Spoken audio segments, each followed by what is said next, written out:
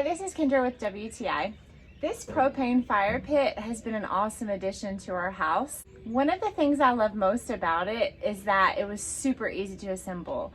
So I got this when I was about 8 months pregnant, and I was able to assemble it all by myself at 8 months pregnant.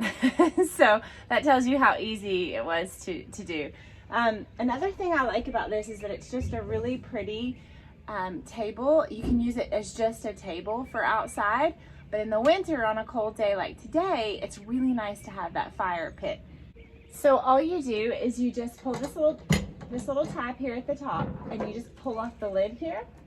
It's got this really beautiful rock that comes with it that looks super pretty, and it's so easy to start. So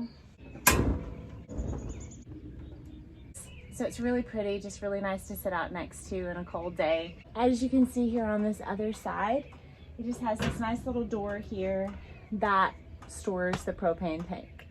So it's really nice, it's not bad to look at, it's really beautiful. So we love this thing, and that's our point of view.